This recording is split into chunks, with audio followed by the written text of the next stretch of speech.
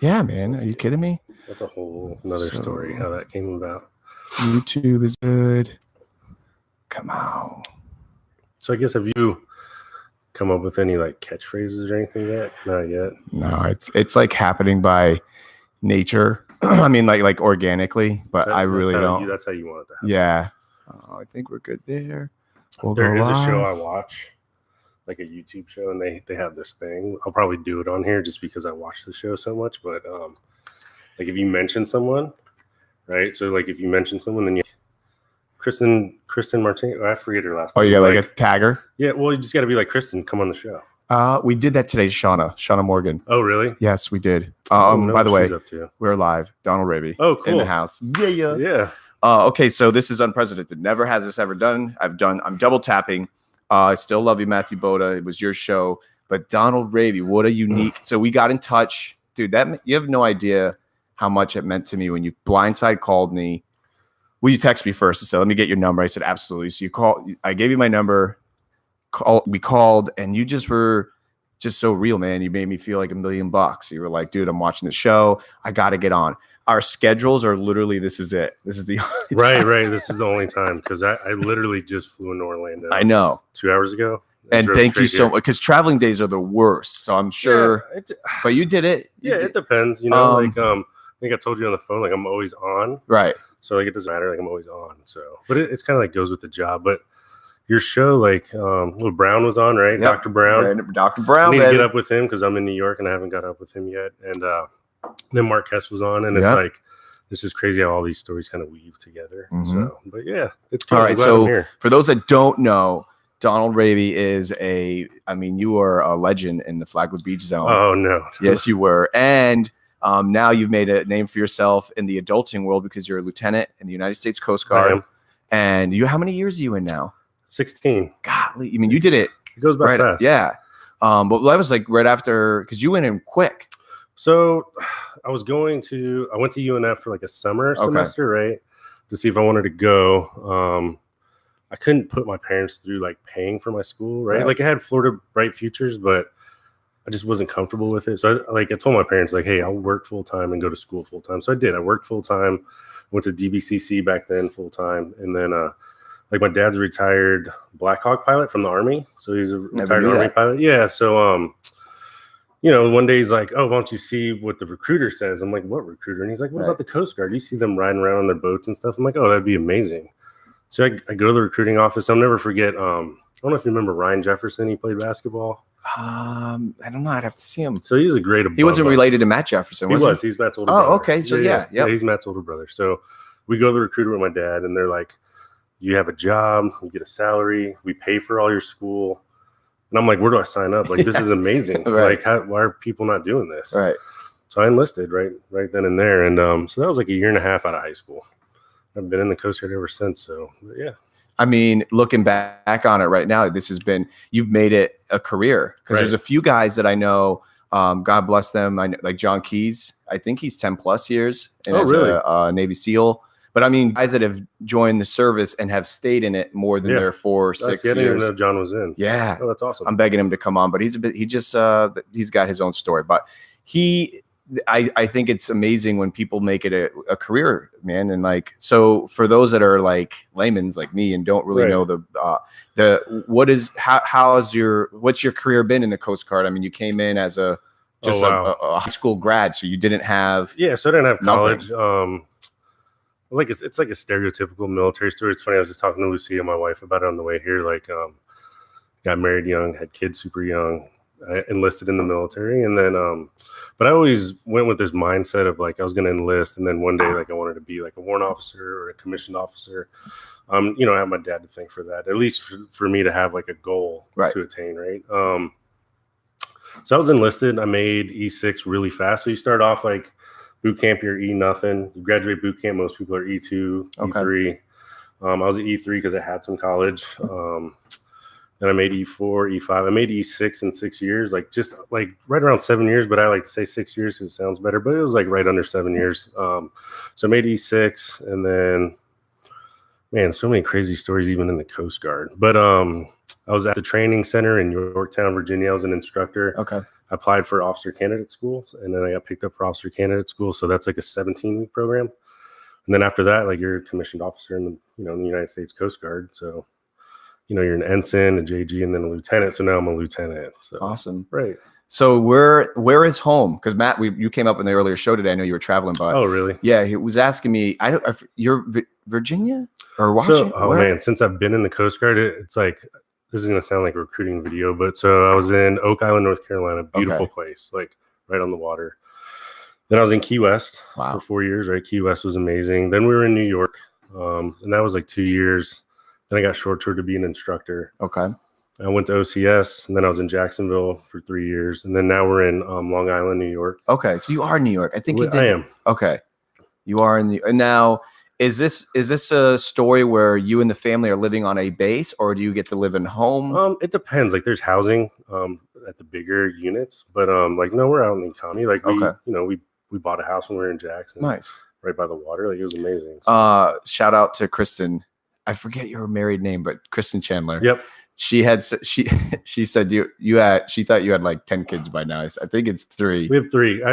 But your oldest is a teenager. No, so our oldest Corey, he's 21, about to be even 22. Older. That's okay. Yeah. So and he actually had a daughter last year. So I'm actually grandfather. Are you really? God bless, man. So it's That's amazing. Awesome. Yeah, it's amazing. So little Donnie is a sophomore in high school. Leilani, our youngest, she's in 7th grade, so she's gonna be 14 this year. Little Donnie's gonna be 16. So yeah, it happens fast.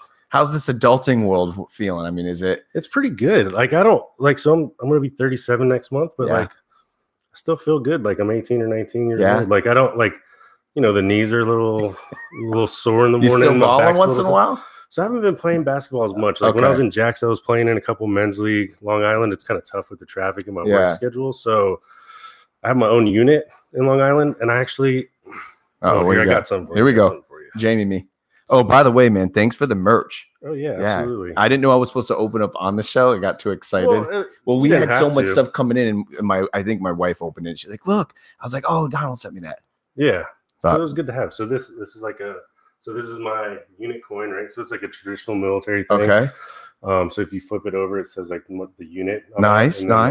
Oh, it's got everything on it. Lieutenant Donald Raby. Respect, devotion to duty, and honor. Respect. This is dope. Is this mine? Honor, respect, devotion, duty. Yeah, it's for you. So is that like a way of doing it? The handshake? So the way it works is like traditionally in the military, like you have these coins, and like so if you're at the bar, right? Right. Whoever has the highest ranking coin kind of wins, and then like the other person has to buy you a drink. Is mine pretty high? Well, I mean, I'm only a lieutenant. So. Okay. Hey, it's not bad. You'll probably be buying a lot of beers with that one, but it may work. For those that are listening, and if it's even not tonight, because I know it's a Friday night, but as people get to watch this episode, what like Donald Raby? I mean, what's a day in the life right now? It's been straight Coast Guard, so I mean, recreationally, I'm sure you don't have. Do you still fit into? Are you still bodyboarding? Are you still like Donald Raby? We remember like what's So it's my biggest thing is like it's hard to people have different motivations, right? And like for me, I prioritize, and they prioritize as you get older. So like for me, for example, like all the folks that work for me, like I always tell them like, hey, family's super important. Like don't miss kids' birthdays, don't miss anniversaries. Like if I have to take your duty or work for you so you don't miss those things, let me know, because I'll be more upset that you had duty on a Saturday, had to go out all day on duty calls, and you missed your kid's birthday, right? Like to me, it's like, hey, I'll take care of it for you. Like if the LT has to do it, I'll do it. Like it's not a big deal, because I think those are important. So I think even like, gosh, I don't even know how many birthdays and Christmases I've missed, just like standing duty or like things like that. Well, how old were you when you had your first? Little Donnie? Yeah. So I graduated boot camp, was it June of 03? Okay. 03 or 04? I'm not good at the math. Me either. Yeah. And I know how long I've been in. That's a hot minute. So Donnie was born a week after. Wow. Yeah. So, but you grew up with a wonderful family unit, though. We did. Yeah. So, I remember you living in the C-section. Yeah, we rode the same bus. Yes, we did. Right? Yeah, we did. Shout out to Mike Faria.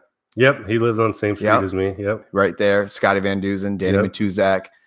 Longway. Was Burns on that street at the time? No. Was that Burns? No, but I knew Burns. So I knew Burns when he was really little because his brother played basketball. His older brother, right? Yeah. So then I've known him since he was a little guy.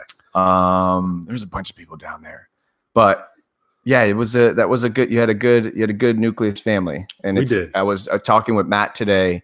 He was telling me how he's just like he's a big advocate for guys growing up with their dads, man. And as we all know, is for those that know Matthew, his story, and not having his dad at a pivotal age, it's a big deal. And I think it's great that some of the things that people can know about Donald Raby in this day and age is that you've become this, what you kind of grew up from, though, like this strong family foundation. Yeah, it's tough. Like before Chris and I moved here, and this was like when my dad first retired from the Army, like I think this was like the 13th school that we had gone to. Refresh my memory, because we were talking on the phone before we did the show a week or so ago. I feel like you were always here, but it wasn't the case. Isn't that funny how we all, okay, so middle school. So Chris is my grade. You were a grade before me. So you were seventh, sixth, seventh, or eighth when you moved here. It was like the end of sixth grade. Like, I don't even remember if we went to school, like from Baltimore. So so it would have been fifth grade for you and then sixth grade for me. Yep. You were bouncing around a lot at that time? Do you remember that? Well, so because my dad was a pilot, right? So he was in the 101st and the 82nd Airborne, and he was deployed, gone more than he was home. Okay. Like my entire childhood. Do you like remember that a lot? Or I do. Okay. I do. So like I have this weird memory where like I remembered a lot of things, and it freaks my parents out actually. But like a lot of things stick out in my mind, like people don't know, like Korean was actually my first language. Same with Chris, because like my dad was gone, my mom didn't speak English, so like we had to learn something, right? So it was Korean, and I always tell the story. I remember the first Desert Storm. So we were in Fort Bragg, North Carolina, and I'll never forget. I was in first grade, Chris was in kindergarten, and we had to come home and like we had to write our names on a piece of paper. My mom didn't know how to write my brother's name in English. Wow. And I remember her saying, "Hey, Donnie," like everybody in our family calls me Donnie. So I'm the third, little Donnie's the fourth. It's like a family thing. So like not a lot of people outside of my family know that. But so like Donnie is little Donnie because now I'm Donnie. I used to be little Donnie. But anyway, so like I just remember staring at this paper with my mother going like, "I don't know how to spell his name either." I'm like, "Chris, why don't you know how to spell your name?" And he's like, how am I supposed to know, right? So like I remember I had to go to school the next day and say, "Can you please show me how to spell my brother's name out?" Like my dad's deployed, my mom's home. You remember this? Yeah. God bless, bro. Yeah. No wonder your parents are freaking out. They're like, "What else do I remember?" Oh yeah. So that we had shared that on the phone, and that was I've been telling anybody that's been coming on the show that I haven't seen in a while that I love hearing their stories, because like same thing with Mike Faria. Like I thought he was there forever. He wasn't. No. Same thing. Yep. And I just have this like imagination of like, oh well, once in Flagler we're friends forever. So I didn't realize. So now you had shared with me that as you got older and you found your career and you were in the Coast Guard, how did that start to, your Korean based nationality, et cetera? Like how did you, not nationality, ethnicity, so to speak. Right. I remember you didn't give me any details, but I remember you wanted to talk about it, and I found it fascinating, like how. Yeah, it's like growing up, I always saw myself as Korean first, right? Because we lived in Korea. My mother was Korean. We spoke Korean. We eat Korean food, and I'll never forget, like in the grocery store. Here I am, a little kid, like 5 or 6 years old, and like Korean people in the grocery store at the market would be like, "Look at those white American kids." And for the longest time, it never clicked. And then I remember one day, I'm like, "Who are they talking about?" So I'm like looking around the store, like, "Who are they talking about?" I asked my mom, like, "Who are they talking about? Where are these white American kids?"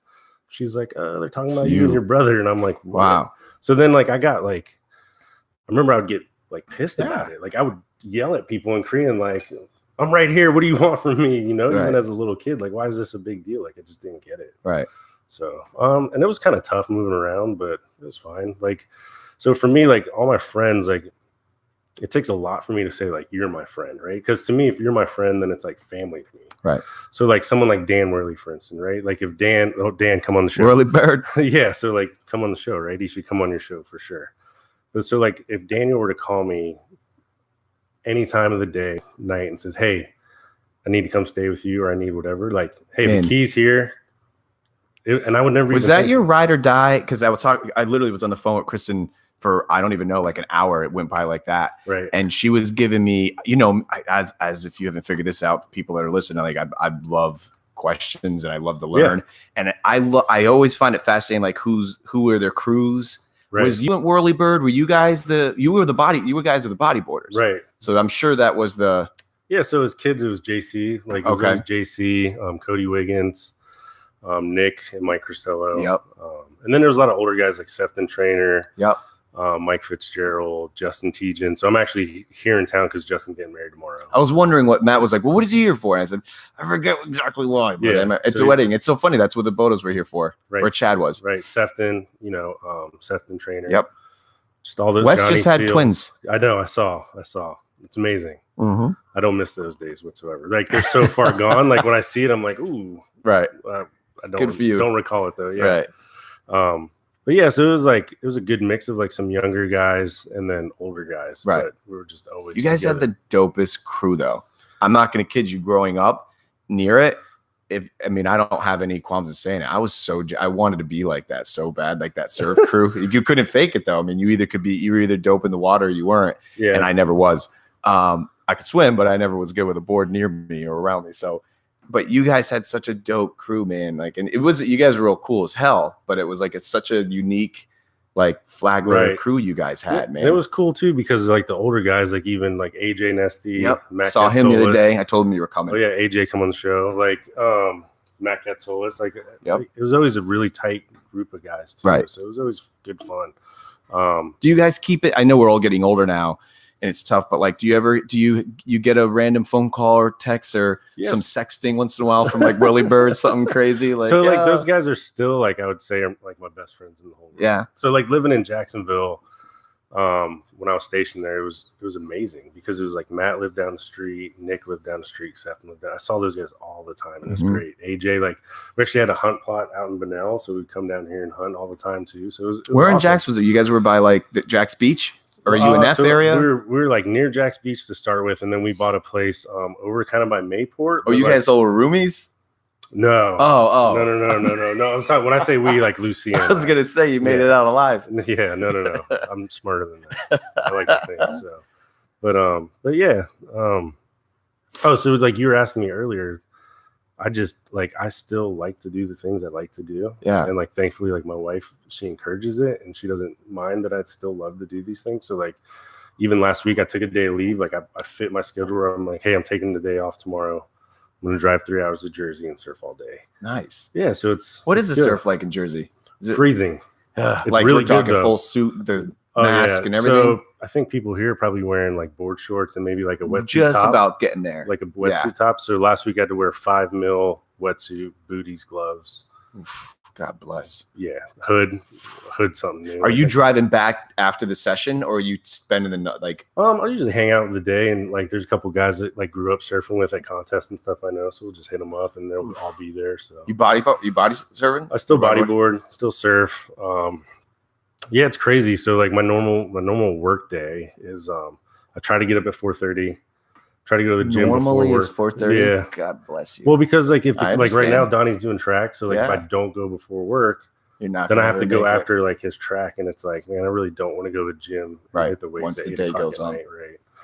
That's got to be alarm stats, though. That's not organic wake up, right? No, it's Okay. I'm like a clock. Like I Oh, can't you do sleep wake at up? all. Oh yeah. Like I'll set Wow. the alarm, but I'm up way before the alarm. Holy. Okay.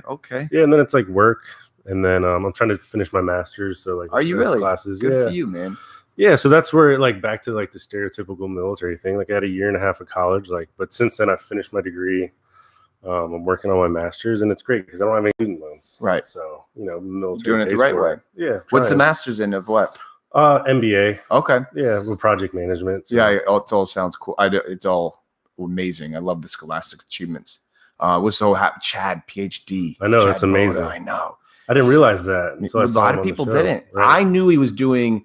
We could just call it big things, but I knew he was up there scholastically. I don't know. I didn't know he had already like it. I was like, wow, man, isn't it amazing how like just in our back pocket now of names of our old Rolodex, Oh, yeah. like even today, like I said, I completely blindsided Kristen Chandler. She had never even talked to me ever. I knew of her kind of. Right. I didn't know she was straight Flagler based. I just knew that she was like from the hood, so to speak. I don't Sure. know. And I called, I said, listen, sorry to completely blindside you. I have this little podcast in Flagler Beach. I check it out. If you feel a piece about it, we'd love to have you. So she didn't know about it yet. And then we start name dropping and it was like boom, boom, boom, boom, boom, Right, boom, right. boom. But it was just so, I mean, the people, I mean, ultimately anybody who's living that's happy and healthy that's a miracle in itself.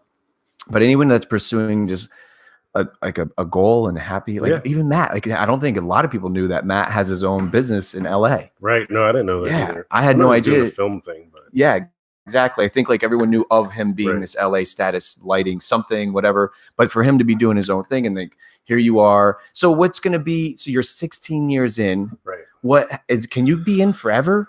No. Okay. So they tap you out at 20 normally. You Okay. can go up to 30. But since I did the first part of my career enlisted, so I was at the 10-year mark when I went to OCS, and my time restarts as an officer. Okay. So they don't hold the time against me from when I was enlisted, right? So it still counts towards my retirement. But I could actually do another 30 as long as I keep promoting. Another 30 years or 230? Right, another 30 years as an officer. And then, but it just depends. Like, a lot of things happen, like if you don't get promoted or whatever. But like, I mean, I don't ever see that happening, but you never know. Like, are you allowed to discuss like maybe kind of an ETA of like what you're, or is that stuff oh more? Yeah, no. So like, I transfer next summer. We're due for transfer, right? So, what is a transfer every 4 years? Officers every 3. Every 3? Yeah, enlisted 4 to 5, officers every 3. So it's more frequent now, which is good. And like, have you always kept your kids that understand that they're old enough say like, hey, this is what dad does. We're going to be, or is that kind of just when it happens, you no, so like as far as moving or what I do? What do they call that? A military brat or something when you move a lot? Yeah, military brat. Yeah. When you move around, have your kids Army become brat. accustomed or whatever? Yeah, whatever services. Sure. Have your kids become accustomed of like, we're moving in 3? They have, but like now that they're getting old, like Corey, our oldest, never complained about it. Okay. Up until this last move, that was probably the hardest for us because our family was here. So like Lucia's whole family's here, my whole family's here, which is like my brother and my parents. Right. So it was tough. And then Matt and all those guys up in Jax, and they're. Oh, you mean when you left from here? Right. That was our toughest move. So that was like far 3 years prior to from now ish. Yep. Okay. Yeah, because it was like we've never, when we move places, and this is every military family, like you don't have help with the kids. Like you can't call mom and dad and say, hey, will you watch the kids? Lucy and I want to go out to dinner. You know what I mean? But you make friends and you have bonds with people. And I heard you guys talking today about like thing with like people from Flagler making these incredible bonds, right? Well, in the military, I think Mark touched on it too. Like it's not even friends. It's like a brotherhood. Like you have people that are like ride or die for life. You know what I mean? And you could call them at any time for anything and they'll be there for you. So that's the only thing I would say is similar to like what you guys were talking about with the people from Flagler. But it is trippy, isn't it? It is. And you've obviously gotten out of the zip code. It's very weird when I've gotten used to it now, but when you expect people to have the kind of friendships, and you're like, Yeah. It's I think most of us, and I probably speak for everybody that's from around here, is that I think we've become so grateful for it. Right. I don't think we realized what it was until we all started to kind of move around and then maybe even expected those people to care enough. Like, you want to sleep over, bro? Right. Like, let's sleeping over, man. Yeah. Like, or those ride or die guys where you're, just, I don't know, but we were so, I don't know, whatever term you want to use, but we were just so like blessed, man. It was such you can't. No, I think blessed is good. For me, growing up, like moving the way we did, like I always considered my family, my brother and my parents, and that's it. Because that's who I always knew was going to be your core, right? And then my mom's whole family in Korea, like my mom's the only person in her family here. Her whole family's in Korea, but I've never had hard or harsh feelings towards them. But like we moved around so much, it was hard for me to connect with those blood relatives, So that's what I was saying earlier. Like the people that are my friends and they know, like Dan, for instance, right? Billy Anderson. I don't know if you remember Billy Anderson. Billy. So to my kids, like that's Uncle Matt and Uncle Billy. Nice. Uncle Dan. Like to them, they're family. Like there's no difference for us either. Like they're family to us. And it's not even about blood. At that point, it's just like this pure love for each other. Yeah. So, but yeah. Time is one of the, and it's funny because like as I'm carving my lifestyle and business, time is like the most priceless commodity. Oh yeah. And I've noticed that, You know, because I've had, you know, when I'm getting like bidded or whatever it is in the corporate world, and they're like, why should we work with you? Hey, listen, you don't have to, but if I'm alive, I'm gonna probably be still doing the same thing. And it's like that's like the best resume, and that same thing works with our friends, man. I'm still talking, like I was talking to Eric Lemus the other day. You remember Eric Lemus? And just to be on the phone with him, and I needed some advice regarding some a trip and stuff, and to be on the phone with somebody that you've known for like 2+ decades, like you can't explain it. And we're so, I don't know, once again, I'm sure it obviously happens in different parts of the world. It's not just a Flagler thing, right? But it's in our backyard, and it's still so potent to us. And I think it's fantastic. And I think there's like maybe a little bit of ingredients of why this little show's doing okay. And I think it's because it's that, like, it's me holding up my offering to like another local. And I've been told, like, man, I just love listening to your show to hear Matt Boda's voice like during work. And like now your immediate crew, and like, well, it's amazing because there's just we could sit here and just name names, right? Like, do you remember Richie Pagano? Father Pagano. Father Pagano. He's got the show. Have you seen his new show? He'll come on here. I would love to. I haven't even bothered him because I'll call him. He 100% will. Have you seen the show? Father Pagano out there, bro. His show. I have. Talk about green with envy, in a good way. I'm happy for him, but that's like actually, it looks like it's better production than Joe Rogan status. It's unbelievable. The cameras in the set, and I'm like, God. And it's like the most, like, no one in history, I think, ever had the Catholic show. Like, what a good concept, right? But yes, Pagano. How about Father Pagano? 100%. So we went to go see him at service. Like, I didn't grow up Catholic, right? We grew up Christian, and we mostly grew up wherever there's a Korean church. That's where we went for my mom. And but so like we went to go see him at Mother Seton once, and he was like, hey, don't be alarmed, but I'm going to do the service in Spanish. And I was like, what are you talking about? The whole Spanish. The whole service in Spanish. God bless. And I remember afterwards, I was like, Richie, and some old lady slapped me at Mother Seton. Like, it's Father Pagano. And I was like, oh, sorry. I've done the same thing. Right. I've been to a handful of his services, and dude, he is. I guess it's not appropriate to say like he's good at it, but he is. I don't even know what else to say. Watching him do it, he's got charisma. Like I grew up as a same thing, kind of non-denominational, like a Christian guy, but Catholicism has always been entwined in my family, being an Italian family. So, I mean, I don't mind saying it. Sometimes those services can be a bit, boring. It is what it is. I had no idea what to do. Like, some lady was giving me dirty looks. There's a routine, right? And by no means am I trying to offend anything. Like I grew up in it too, so I understand it. But I mean, if you don't know the rhythm, you stick out like a sore throat.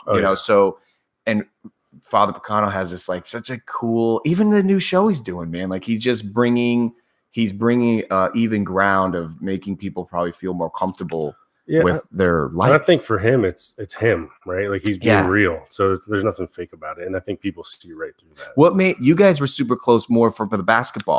Basketball was your thing. Revac was like in the thing today. I think you guys, because you played basketball with him. Yep. Who was your basketball crew? You had Pagano, Revac, like those straight ball. Brian was younger, but it was like when I played. Everybody had the height. It was like Ty Mathan. I don't remember him. Like Mike Mitchell, Nick's brother. Yep. His older brother, Patrick Kleinfelder, played basketball. Steve Perez, Ryan Jefferson. There's a whole bunch of people. Like Mike Tajmer, he's an older guy too. He's a couple years older. Did the siblings ever play basketball? They played like summer ball. Okay. Park ball. Right. Because I used to go out to I lived in the F section. You guys were in the C section. Hence we rode the same bus. When you guys balled out at the park, I used to go because I would. Of course, I mean, I just did my thing. But you guys, we had a little ball and crew for a minute. We had a good group of people. Yeah, I'm surprised we didn't win more. But did Braxton, was he on? He's younger. Okay, but he balled out. Blake played. Bobby Keith.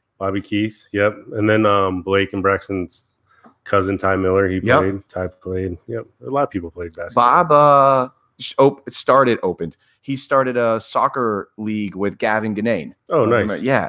And I'm so happy for him. But obviously it's not for they're not doing it to become millionaires, because it's like glorified babysitting. Right. But it's great because I've been playing it for so long. So I'm helping them get players into the league, and they're doing it. It's like the first time we have a recreational sport that's catering to the players. And it's not this like money hungry league that's like, doesn't make the sport good. So anyways, point is I'm happy for them. They're doing that. So yeah, Bobby's still around. Gavin's around. But yeah, you guys had that. You had that surf crowd, and then you had your a little bit of basketball both. crowd. Yeah. And then Chris was a bodyboarder with you. He surfed too, my brother. Yep. Played basketball, lacrosse. This is such a funny, ignorant waterman question. But what makes you more passionate about the bodyboarding versus the surfing? Because I don't know. I could only bodyboard, so I had to get what they call it a sponge. Is that right? Yeah. So I had to get the sponge. But do you what makes you pick one or the other? Is it the height of the wave the day, or just what you're like now as now that I'm older, like in Jax, I would just stand up surf all the time, and then if it was good for bodyboarding, like bigger short break or like bigger hollower waves, and I would bodyboard.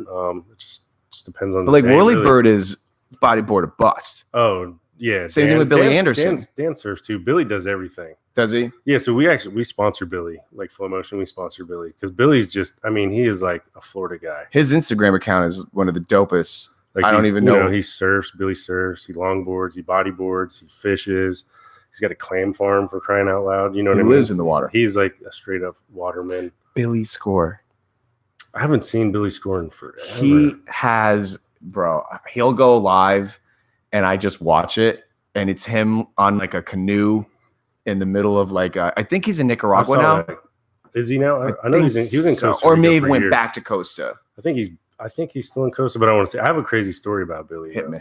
So one of the guys I was stationed with in the Coast Guard, so he was stationed on a Coast Guard cutter, right? So we have like these big ships that do offshore patrols, and you're underway for days or months or whatever it is.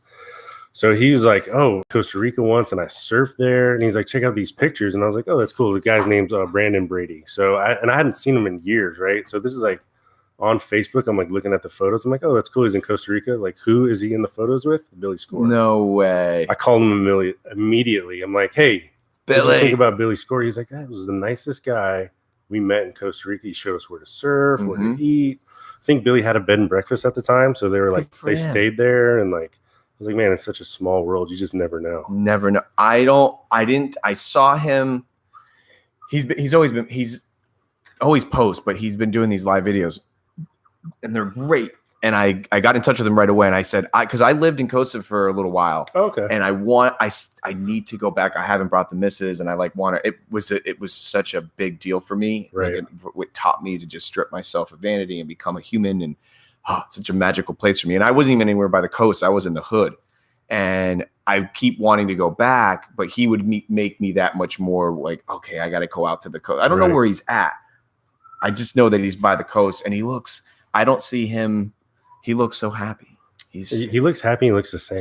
Yeah. looks like he walked out of a tribal, like a tribe. Like he looks just so happy and earthy and like living on. I think he's got a kid. He does. And he looks happy. I mean, it looks like he's a 5, 6-ish. I'm not good with kid ages, but he's. I know he's a little guy. Yeah. Yeah. Like I said, I haven't talked to Billy in a long time. I know him and my brother were super close. Mm-hmm. You know, that whole group of like Mike Costello and those guys. Rest in peace. Crazy story about Mama Bowler. It's around the hurricane time, and I see someone make a post, and this is completely just for the sake of the story. Like, I'm not looking for any accolades because no one even knows this. But I saw someone that needed like a car, and I've been known to really help whenever someone needs help, and I just try to, and it's kept me always at the top mentally and just happy and spiritually. It's amazing. So I have no idea who this lady is. Right. She's actually not even called like whatever. It's not Bowler on. Like it's not her last, obviously, and it's not Costello either. No, it's a list. Yes. Yep. So I think Mama Chinchuli knew of my mindset at this point. Like she knew that I'd be willing to help if I could. So she puts me in touch with Linda List, and I'm evacuated at the time. I'm living in Bunnell at like my aunt's house with my wife and 2 dogs in like this house across the street from elementary school in Bunnell. So my life is upside down anyways.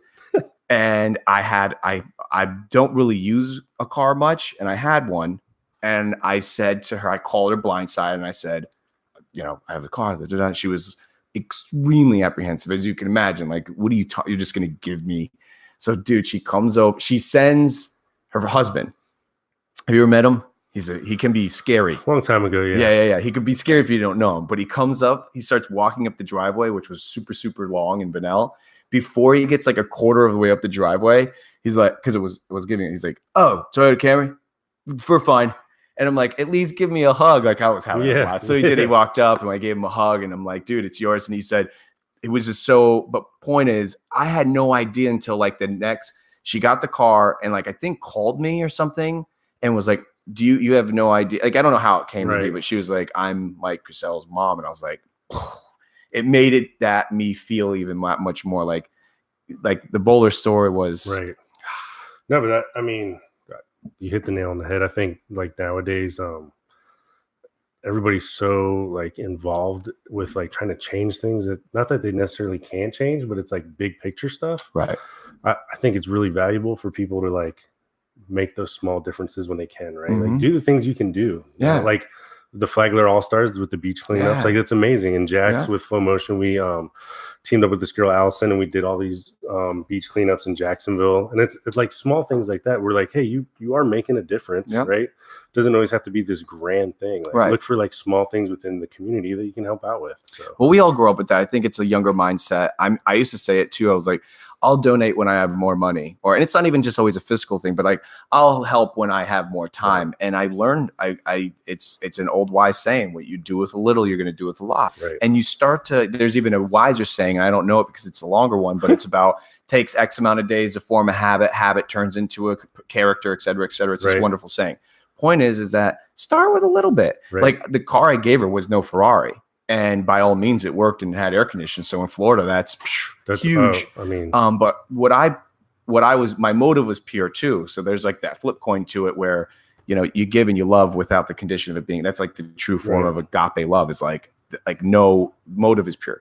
But when I found out it was Bowler's mom, man, like that was just so touching. But the point is, like you're saying, is just, and that's kind of how this show constantly comes full circle. Right. Is everyone's going through so much. Like, I don't know, Matt's show is really long. Most of the shows are long. And I understand it's tough because I get people that are like, man, you should spice them up. And like, there's so many good parts of the show within it. It's just tough. But wanted to just keep it. Yeah, I know. I mean, that's just the way it is now. Like Joe Rogan podcast is like 20 minutes of commercials to start with. Well, that's his audio one. Right. I never even I never listened to the audio one. I just put it on YouTube and then I just broadcast it on a device. Right.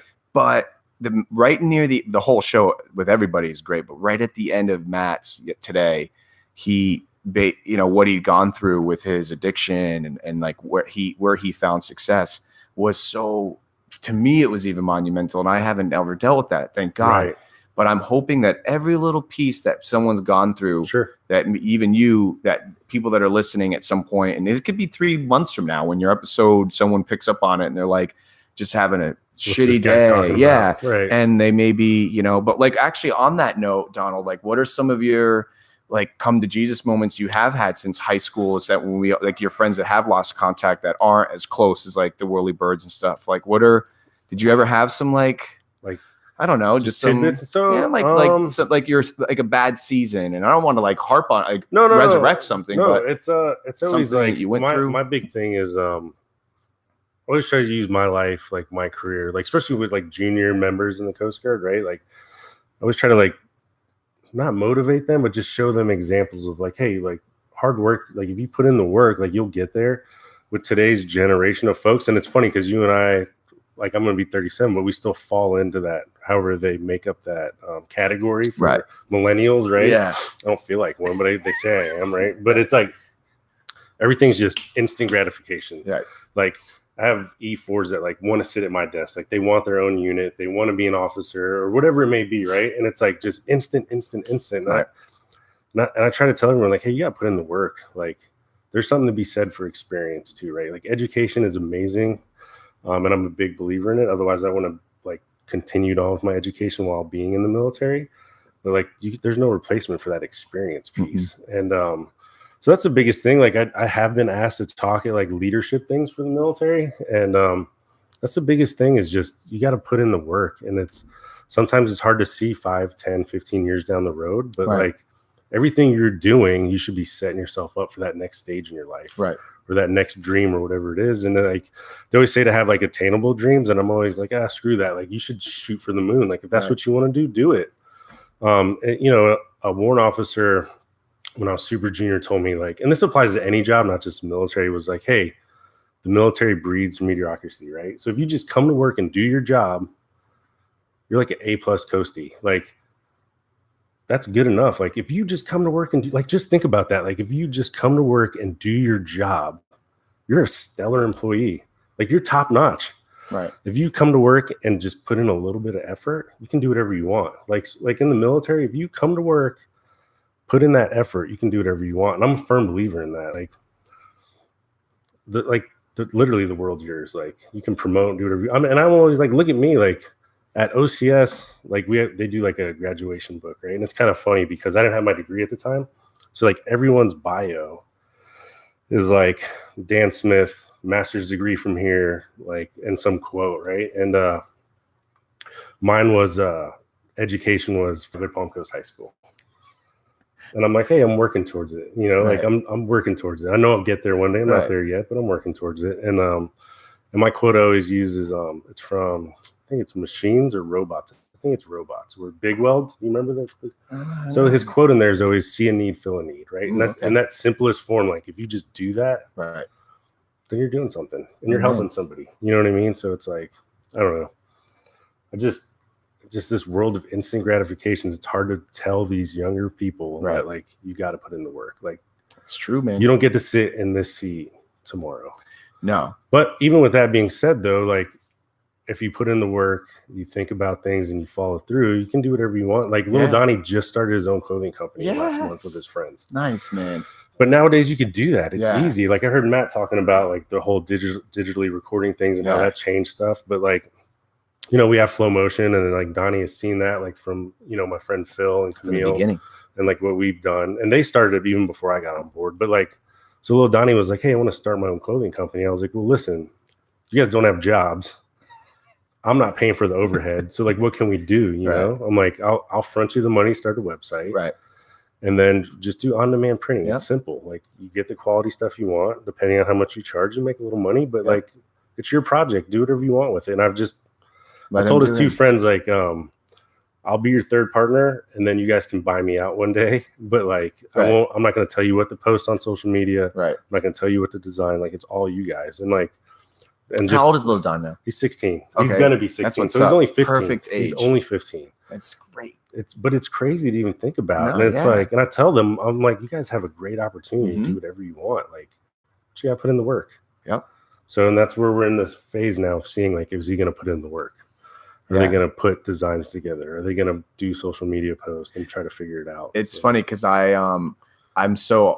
feel so honored when people reach out to me and it's kind of like an idea versus a business, because they're like, hey man, I got this idea, I got this concept, and they want to run it by me and they want to see if like I'll help them digitally. So the answer is already yes. Right. But I've learned over the years to kind of make a kind of like a homework sheet for them. And it's not just like for stuff that suits me, but it's more of like, if you get these 10 things done, you're going to need these anyways. And I'm no business prodigy. Like I'm just saying some of the 10 steps that I could tell you to save a lot of time, and you'd be surprised. Well, I guess you wouldn't be surprised because you're in it, but a lot of people don't come full circle, man. And it's like, and it saves me a lot of the 4 hours on the, cause everybody knows who calls me. I'll be on the phone with you all day if you want. I don't care. I'll talk to you till the cows come home, baby. Cause that's what I'm all about. That's what's making me, this is what the show's about. But if it's not something about, if it's not like fun and joy and happiness, and it's like business for 4 hours, I'm like, well, let's do something then. Right. So I know what you mean. And I look back on it now, and I was telling Matt this today. For every dude on a normal 24-hour day, excluding the 8 of sleep, if that, I would probably stress easily 5-ish hours out of a day. And it wasn't like back-to-back hours maybe, but just my mind racing endlessly and a lot of it was worry. A lot of it was just wasted time. It was like treadmill thought going nowhere. And I look back on it now, and I don't want to rob the 10 maybe 30 minutes that were actually probably productive, where I was thinking about like pragmatically things that were going to come up. but I wish I would have just maybe chilled a little bit more and enjoyed the process, because I say this to people now, whether it's a clothing business, whether it's anything, and let's just say it's an e-commerce driven business.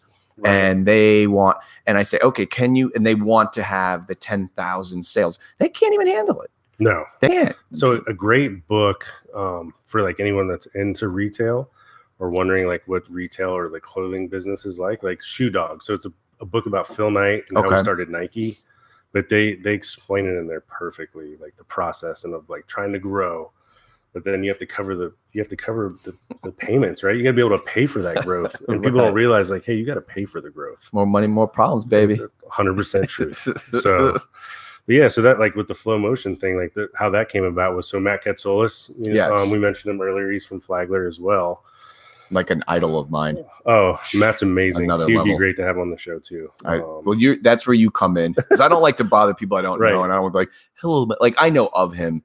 But I want it to be natural. Like I would be honored. Like plant the seed for me, because I'll definitely water it. But dude, that guy's on another plateau of. So when I was moving back to Jack's, he said, "Hey, my buddy Camille, he started this clothing company called Flow Motion." And Camille's always pinging me for stuff. We share this office also in Jack's, but Camille's a great guy. I think you guys would hit it off. Like when you guys meet each other, and So I met Camille. He's one of my best friends now. Like I'm actually staying at his house next week in Jack's. Nice. He's like a brother to me. But so I got involved that way. I mean, at first it was just kind of like, hey, what are you guys doing with this stuff? Like looking at designs, trying to figure out what we're doing with the team, like with social media and stuff like that. Just because I grew up in it. Like when you're sponsored as a kid, like people give you stuff and you travel places. Like man, me and Dan the man. God, we've been, whirly bird. So besides like California, Hawaii, like Costa Rica, Mexico, we're in Australia together. Like we went to all these young places. Bucks though, too. Yeah, all before we were 18 years old. So just traveling, going to surf contests, like just amazing. So I feel like I still have a clue of like what's going on. So we get involved with Camille, and then eventually Camille's like, "Hey, will you run the team?" And I'm like, "Yeah, I'll run the team. It'll be fun."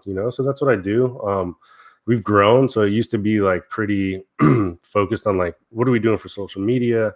And for the longest time, I was like, there's no money on Instagram. Like I just wasn't feeling it, because it's super hard to get someone to look at a post and then get them to actually click on it and buy that thing. Right. Mm-hmm. It's like, I don't know what triggers the mind to do that, but it's hard. Mm-hmm.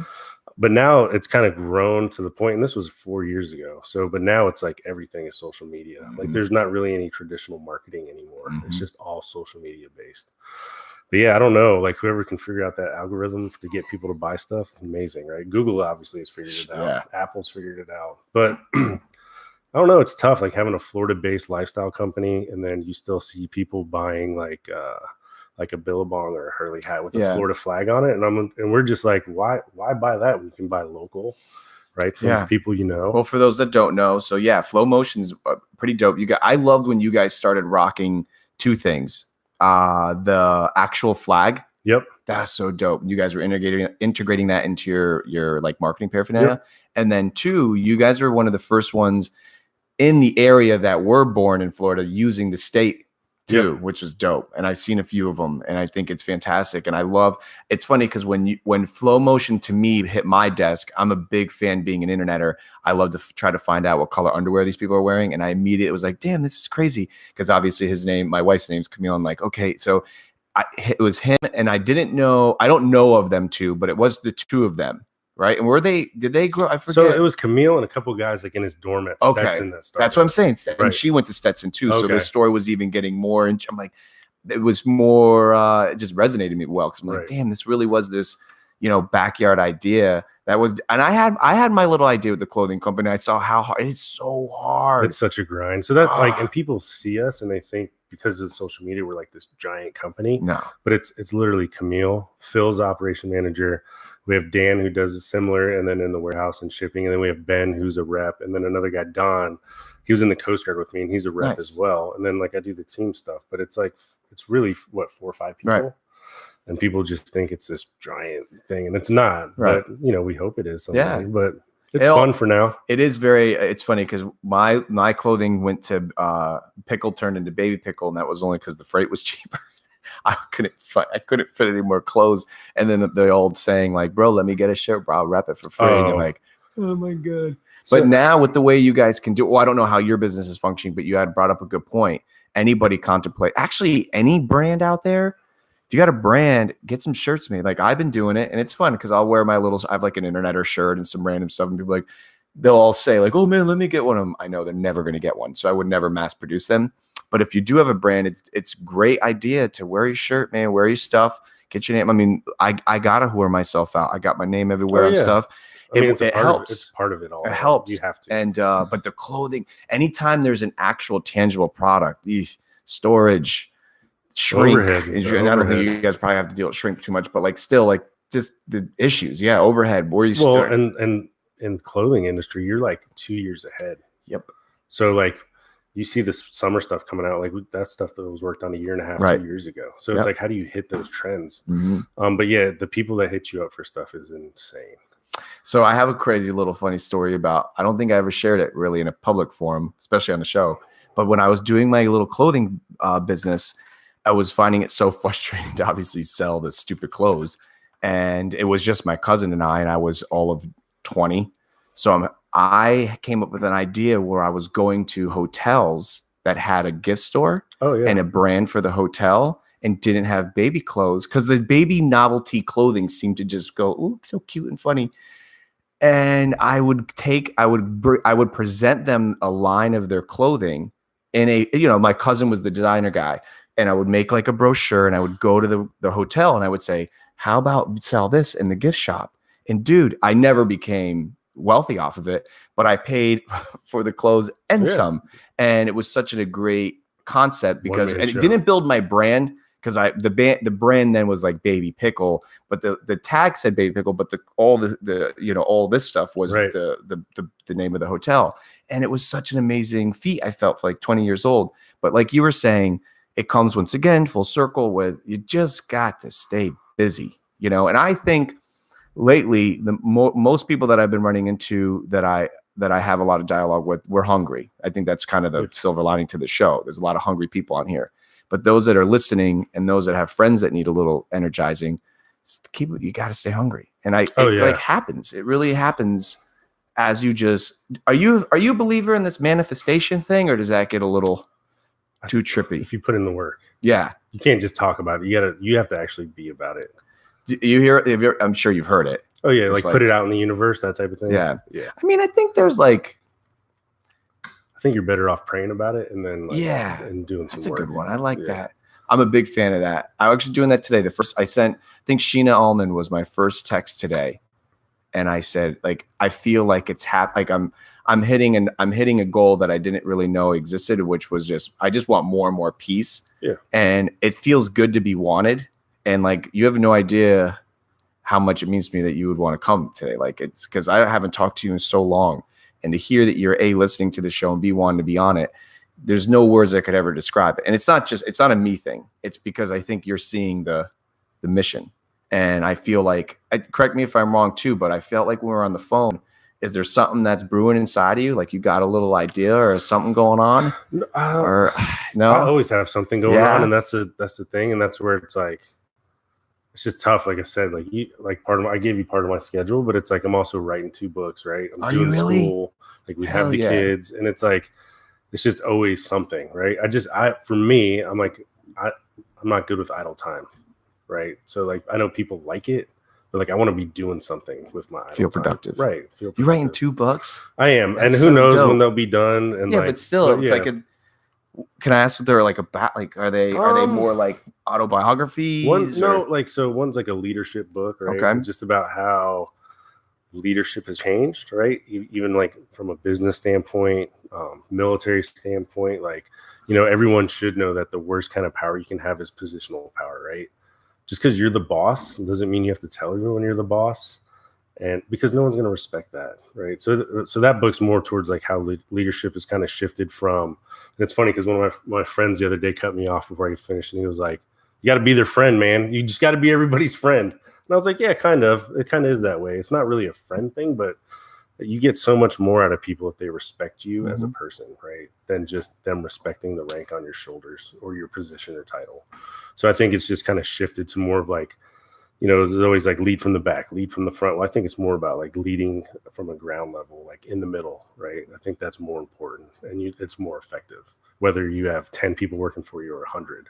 Because honestly, like if you have 100 people working for you or 200, like what's more impressive? Like you sitting at your desk in your office up high somewhere, giving orders down, or you at the ground level talking to people, getting to know them and like sharing those personal experiences with them, right? And gaining their respect. I think that's more important than just I'm the boss. I love it. I'm the boss. Here I am. Right. So like that one, I don't know when that one will be done, if ever, but it's something that's important to me. Yeah. So it's like, yeah, it makes you feel. I don't think there's anybody out there that wants to accomplish something that hasn't contemplated writing a book. Right, Like it's crossed my mental desk, but I've never put the time and the energy. But I think it's got to at least make you feel like that idle time is being used, even if you put something in. You know what I do? As I write my dreams down. Do you? Yeah. So really how have your dreams ever since you were a kid the same, or are they like? So I talk with this about Sheena with Sheena a lot. I used to have the same horror dream, whatever you call it, like a nightmare. Are they vivid? As a kid, very vivid. Right. As a kid, until I was probably just about getting out of high school, and it was the same scary. It wasn't a Groundhog's Day dream. It was the same. It was the devil. It was legitimately, but it was this like dark, whatever. So, anyways, the repetitive dream had it vivid, felt real. Right. As of probably, I don't want to sound like all weird and whatnot, but since Matt Robinson, I think, passed away, which has been, I can't believe, about like 6 years now. Wow. For the last probably 2 years, 3 years specifically, I've been having, I'm so uneducated now, but lucid dreaming, is that what it's called? Where you can control, I think that's what it is. Right. Where I'm not even exaggerating, bro. I don't have full control, but there's a part of the dream, and the dream's never repetitive. You're like conscious throughout the process. Like I'm not doing something the same, but there's a point in the dream where I'm like, there's no way. And a lot of it because Matt's in them. I think that's maybe the common denominator. And I can't control him because sometimes I'm mad at him. I'm like, you're not supposed to be. And that's, I think, something subconsciously is going on in my chemicals. I don't know. And all of a sudden I start to always try to fly. And I can never do like a straight Superman fly, but I can do like this crazy glide, and I can control it, and I can start to control little animals. But it's like a blip, and it's over, and it's done. And then immediately I usually call Sheena like the first thing, because she's a neuroscientist. Okay. And I just find it fascinating because she'll tell me like that ingredient was, and I just I'm like, God, it's so cool. But that is cool. It's not like you had garlic last night and you're just freaking out. It's heartburn. But I wake up in the morning, like I had one last night, and I told my grandfather the first thing in the morning. In my dream, I thought I was playing for Juventus, which is one of the biggest Italian teams in the world. Yep. Like in this moment, though, like I was like literally, they're like, you're gonna go play today, right? And I was like, oh my God. But I wrote it down in my little dream diary, which is only like it's in hieroglyphics, man. It's just like I wrote it because it would never make sense to somebody. But I think it's fascinating that would you correct me if I'm wrong, but the book that you're writing is almost it's kind of a diary, right? I mean, that's kind of this one not as much. The other one actually is. So like Dan Worley and I have always talked about like, hey, we should write about some of the stories and the things we've gotten into. So I was like, that's not a bad idea, and like. I grew up all over the world, right? Traveled all over the world with the surfing thing. And I always run into like the weirdest and craziest things. So like my one claim to fame Coast Guard thing is, so do you remember the Miracle on the Hudson? Oh yeah. Captain Sully landed on the plane, right? So like I was actually in charge of removing the plane and the fuel and everything, right? And there's like a picture of me and Mayor Bloomberg from that night and like all this stuff. So that's like my Coast Guard claim to fame. But like just like crazy stuff just happens to me all the time. Right. I don't know how to explain. So one story that comes to mind. So I had to go to a wood boat, like how to make and fix wood boats, right? Because I'm a marine inspector in the Coast Guard too. And then a fiberglass school. But it's 2 weeks in San Francisco. So like you get a break in between the weekends. So I'm like, Lucia, you should come out. It'll be great. I hit up Matt Ketzel. So I'm like, where should we go in San Francisco? I've never been there. So it gives me a list of all these things. So like on the weekend, we're like running around like crazy people to try to hit all these spots. Like we got to go to Big Sur and like Morro Bay, like aquarium, just all these places. And So we're in Big Sur at the Big Sur coffee shop, just sitting there minding my own business. I hear this guy talking. I'm like, oh, sounds familiar. And he's like asking about avocado sandwiches. And I turn around right when Lucia turns around. It's Jack Johnson. So I'm like, oh, like me and Lucia are like, oh shit, like Jack Johnson. So I'm like, hey, you mind if my wife takes a photo with you? You know, he's like, oh yeah, that'd be cool. So like we're in this crowded coffee shop. No one even recognizes him. So then his wife comes up and Lucia, I guess, follows her on Instagram. So she knew her name. So they were like talking. Oh boy. But I was so focused on like our next thing. Like we're just small talking with Jack Johnson. He's like, oh, what do you guys grabbing lunch? You guys want to have lunch? And I'm like, no, man, we can't do it. Like I got to go. We're going to the aquarium. Like, that's cool. Like, appreciate it, whatever, but we got to go. So like we get in the car, we're driving for like 10 minutes. I just stopped the car. I'm like, oh shit, I just blew off Jack Johnson. Like I totally told him to pack sand. We're too busy for you. I got to go. We're going to the aquarium. My wife's like, why did you do that? I'm like, I don't know. Like, we laughed about it, but I was just like, does this happen to everybody? Like, yeah, but at least it was real. I bet, dude, I bet she was like, well, that didn't go as planned. I mean, he was probably ready to extend just fan time. That's awesome. But that's so those like little stories are going to be these remnants in the book. Yeah, just all kinds of stuff. Like, we got a title yet? Or are we allowed? No, not yet. Not yet. It's just a lot of it is just about like who I am as a person and what like things in my life have shaped me to be this way, I guess. A lot of it, like you said earlier, like a lot of it is about my dad, like the early chapters about my dad and like who he was. Like, probably couldn't tell like when we moved here, but my dad was like, he's like an all-American guy, like blonde hair, blue-eyed, like he was a pilot, like he just fit like the Top Gun thing, you know. And my dad, he, like, you talk about sayings, like he's always had all these sayings. Like he would always tell me, and it always sticks with me now, is he always said that, hey, you have 3 choices in life, right? The right thing, the wrong thing, or do nothing. And he's like, the wrong thing's wrong, and if you do nothing, you're wrong. So just do the right thing and you'll be fine. And like I've always tried to live my life by that, right? And I tell my kids that all the time, like, if you just do the right thing, you have nothing to worry about. Right. Like when you have a decision to make, and you know, as a teenager, that's not the easiest thing to do, right? And there was some other things my dad said. Oh, he would always say like if you have a difficult task or something that you're not looking forward to do, like I remember what was it? Swim team. I swam. I remember that. Yeah. And I hated long distance swims, and I'd be like, I'm not doing it. Like, and my dad, hey, listen, once you start, you're halfway done. When you're halfway done, you're finished. Ooh. So like, and I'd be like, oh, okay. So I would always go, I always take that with me. Like, and it's weird how you just repeat that stuff like in your mind when you're doing stuff. I was telling somebody about this the other day. Isn't it funny how these really, I guess, probably borderline obnoxious terms that we heard growing up, not even from parentals, but just in school, and, you know, treat others the way we want to be treated. And then like you get older and you realize how, I mean, every day you got choices, man. And it's so easy to just tell someone to F off or to, you know, to throw your litter on the ground instead of going to the trash can. But you realize how much more peace is on the other side of doing the right thing. Yep. And I try to always self-evaluate on a daily of saying, like, what did I do today that I could do a little bit better? And one of the things I hope, like, I think I'm getting better at, and it's a byproduct of me getting better at it, is when I got to do stuff I hate doing for my own business. Like a lot of, like, I am me, like I am still my business. I'm my everything. I do my own accounting. I do my own this, I do that.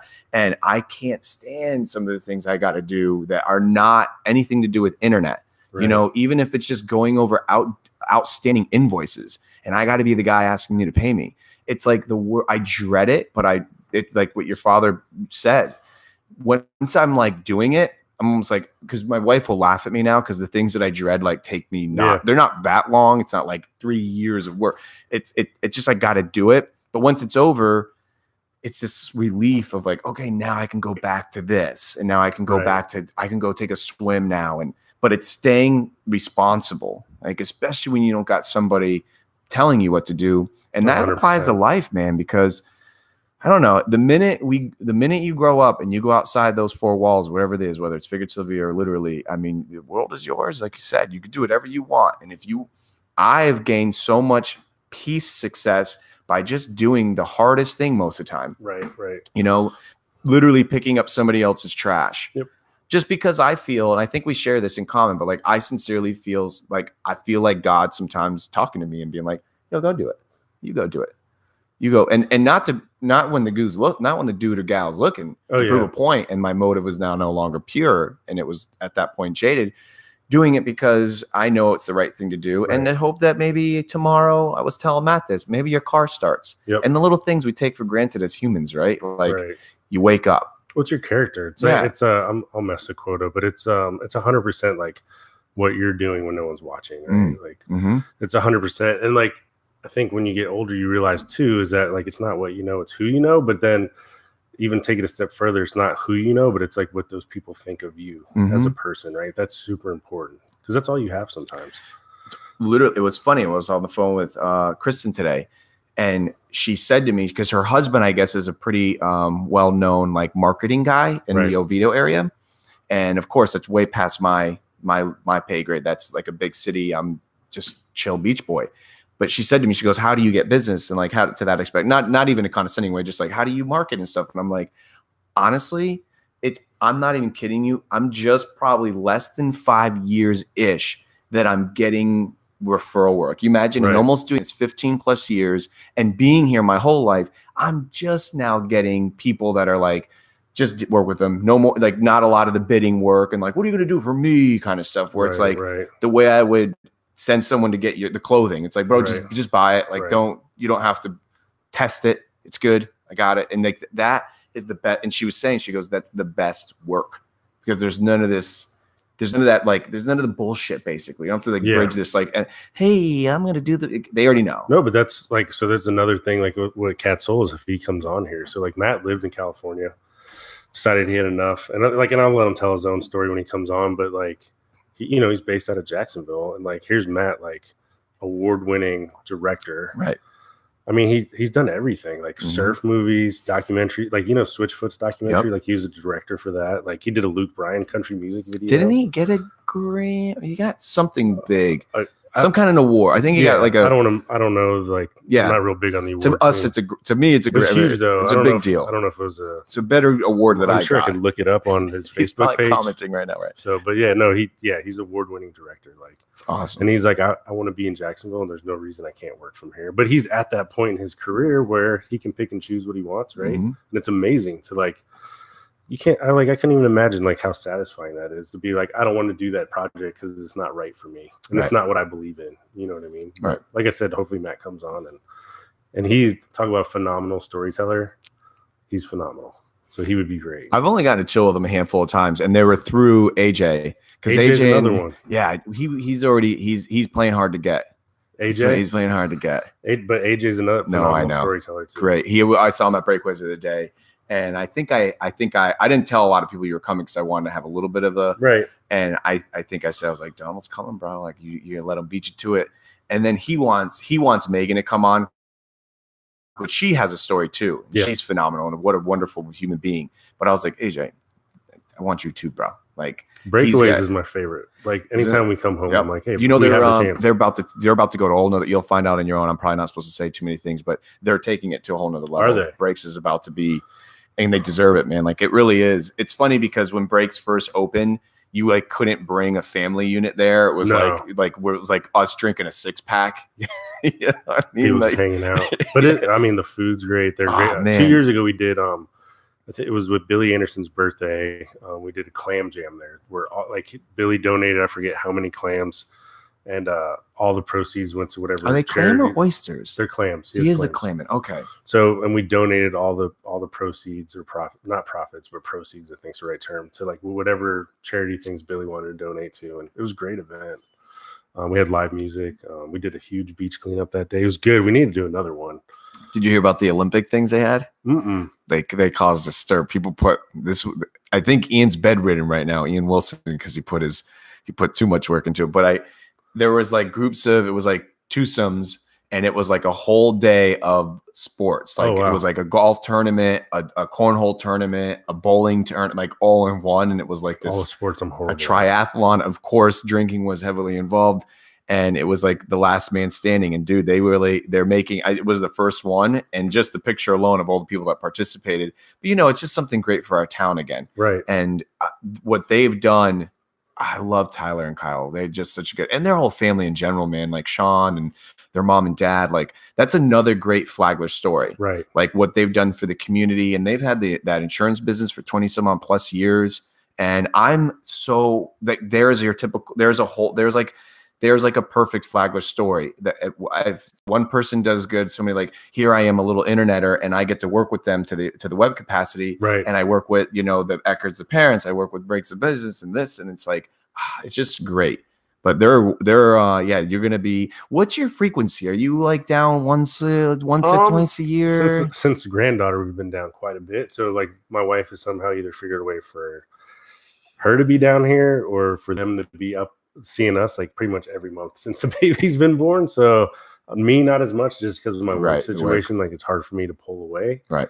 But that just goes with the job. Did you do, were you here at one of the more recent Flagler Surf series, or is that one that's tough for you to? No, it's tough for me to line it up. Just because I know Dan tries to have like open dates to get the best swell involved and stuff. But talk about a great event though, especially for Flagler. I love that one. And Dan's like, he's really holding the flag for like this traditional surf contest thing. But it's like a family, Flagler event for everybody, and it's a great thing. So I'm glad that Dan's still doing that and he's getting the support. So our next. Like the Groms that have now turned into the next surf meccas are the Conklin brothers, man. That I forget which one's where, but they're all over the place. One's I think right now on a trip somewhere, just tearing it up. And I had one of the brothers on. Yeah, so I kind of missed some of the younger surfers from Flagler. Yeah, well they were. But I know Ryan Huckabee, that kid, he shreds. He's legit. Somebody just won a really big tournament. They're not Flagler beach based, but really close. It was all in the news, and I don't know who I think it was a girl. Oh, really? And it was like some big to do too, like some kind of. I mean, it's a wonderful scene, man. The traveling you get to do, and like you did it. I mean, obviously the locations are beaches. I still get to do it, which is amazing to me. But. So when you're like, what's up with the Flow Motion team thing? So what's like a year in the life of Donald? Do you get to go? So we're actually planning a trip, and hopefully we'll come through this year. It's just hard to plan, I'm sure, and to get everybody. But we want to go to Nicaragua and hopefully try to do that maybe the end of the summer. But actually, I'm still sponsored bodyboarder. So are you really? Yeah. So I ride for it's called Congo Bodyboards. Congo. Isn't Whirly Bird too? No. So Dan rides for Custom X. Yes, Billy Custom Anderson X rides for Congo. So like it trips me out, and it's like super humbling, and I'm definitely not deserving. But like you can go on their website and buy like the Don Raby Pro model. It trips me out, like, but it's amazing. And they're a great company. It's a East Coast company, but like bodyboarding has turned into like this such niche sport. Yeah. And it's kind of dying, and it's sad. Is it? It is. Like it's nowhere on the level of the marketing and the dollars put into surfing, but like the core people that still do it, or the people that just do the bodyboarding still, like it's just a core group of people that love it. And I still do too, but like I told you, like I stand up surf too a lot now. Yeah. So it's like, it's weird. I was talking about that. I had a buddy on who's he's the JV coach for the soccer team at FPC. And it's like, whatever is just not glamorous anymore is not like that. No one wants to be a defender in soccer. You don't see, like Man U versus Barca. You're not going to see two defenders in the billboard. And it's sad, but it's, I guess it's just a byproduct of the commercialization of stuff, you know, like it just looks, they're on a board and it looks cooler, I guess, versus laying down on something. But I had a Custom X. What do they call it? 3 stringers or 3? I rode for Custom X since I was like, 15 years old up until like a couple of years ago when you made the leap. Yeah. Were you sponsored or you just rode them? No, I was sponsored. So I'll never forget me and Dan Worley were the 7th grade. So Blue Sky Surf Shop, I think they just closed in St. Augustine this past year. Like I'll never forget, we're at the regionals and we go in there and Dan's like, I think Don won. And I'm like, no, I don't think I did, but maybe Dan won. Like we're trying to give each other props. We're like talking to the owner of the shop and I'm like, will you sponsor us? And he's like, I'll put you guys on the team. So Dan rode for Maury Boogie back then. And then Dan had a couple different sponsors throughout the years, but I rode for Custom X from 7th grade all the way up to like 3 years ago. That's what made you guys so you couldn't, you're super humble about it, but that stuff was so dope, man. Like I didn't even know you guys were sponsored at that young, but I remember you guys always having dope gear and you were the best like water boys out there. That's all that was about. That was what it was. I was always so like, I just wanted to win. Like I didn't care about anything but winning. And I'm super competitive. Like I'm competitive to the point where it's not healthy, I would say. Like my kids, I don't let them beat me in anything. And I don't care how, like, if you had a 5-year-old kid and he's like, hey, you want to play one-on-one on this 3-foot hoop? I'd be like, as long as you don't mind me dunking on you for the next hour, like, sure. But I think it builds character. Yeah. Everyone does not get a trophy. No, not in my world. No second place here. No. Yeah. I think that's a healthy way of looking at it, though. That's I've had this talk with my wife not too long ago, and it was just, I don't know, the way I call it a states thing, but like even, and I chuckle with some of the guys we play soccer with, how like we have like the way they run the championships and the tournaments and all that. Like everyone's got a feeling, Yeah. And it's not that way. It's not that way in life, and it's not that I think it's healthy to be, you gotta, but it's about, I think the most important thing is like once the whistle blows to any capacity, whatever the sport, to make sure you're still there for that guy. Well, and that's going by the wayside. Like, yeah. That doesn't even exist anymore. It's like, what's that? What do you mean? Well, like you can't compete the hardest you can and give it your all and be that a-hole out there and then go shake someone's hand. It's like they don't want no part of it. And from the younger generation. Right. And the way we grew up, like 80s basketball and stuff, it was all like you just go as hard as you can. At the end of the day, it's like it's all good and shake. No, you're 100% correct. And it doesn't happen often. It's literally happened once in my entire lifetime of like, so my church was the Wadsworth Park. Like, right. While you guys were surfing, I was out there at 7th grade watching the Portuguese guys play, and I wasn't allowed to even go I was only allowed to get the ball and bring the ball back to them. I wasn't allowed to play. I wasn't pick. I was there, but I never got to play. These kids come out now, and it's pickup. So we're not talking about the league. Everyone you pay, you play. This is pickup. Dude, we had a crew of these just like, I think they were college or just like fresh college. Bro, they first of all wanted to play as a unit, which is just not how it goes down. It's just not the politics of pickup. Right. You get picked. They wanted to play as a unit. We let them play, which is what it is. We destroy them. But they're hacking. There's just a level of integrity. They're going for ankles. They're complaining. They're crying. They're cursing this. And literally it goes into like a carfuffle with somebody. We got some high-headed guys, man, that play out of principle. And it got into one of those and the shoving matches, et cetera. And just the stuff that they were saying as kids to the adults. Right. If I would have, so I told them, I literally says, look, don't come back until you grow up. Cause like I won't do anything. I got better things to do, but there are a lot of guys out here. This is all they got. Right. Like they don't have a 9-to-5 they really care about. Like they will cut you. Yeah. That's what they care about. Dude, these kids, man, I don't know. And I'm not saying it's all of them. So the guy I had on the show was completely polar opposite. I mean, this guy's got integrity. He's working hard. But, dude, there is a big scene of these younger kids, dude. They think they're so dope. And maybe their Instagram account has – and it does happen. I've seen some of the kids even my cousin's friends with. And my cousin's like 20-nothing. I'm like, what? 27,000 followers? Oh, what? Man, there's just that's no out of control. way. Like, but even if it is real, then God bless. Hey, but that can't be healthy on your psyche when you're like 20 – roll up to the park or roll up to the surf, the lineup. Instagram famous. Yeah. and you're just treating people. But that's so like when we were growing up, like if you wanted to get sponsored, it was all about results. Like what have you done? And then it shifted to like, what kind of sick footage can you get? And then with social media, like nobody even cares what you do in contest. It's all about like the follower. Like I remember when I first graduated from OCS, we moved back to Jacksonville. We go to the Surf Expo, and I'm just talking to like some companies and stuff about like how their teams work and like what kind of people they're looking for. And like, and I remember never forget. They're like, "Well, how many Instagram followers do you have?" I'm like, "I don't know. Yeah. Should I know? I don't have one. Do I care? Like, I don't. Why is that such a big deal?" But then you have like people with fake, and then so you start getting into it, and then you see people have like ghost followers. Yeah, it's like this whole fake thing. But yeah. There's a whole thing. My wife is hilarious on this Instagram war right now. So she's got her own, she makes her own blends and oils, and she's into holistic lifestyle, and it's cute. So like her lifestyle is becoming a potential of making a couple bucks because people are like, hey, how do I?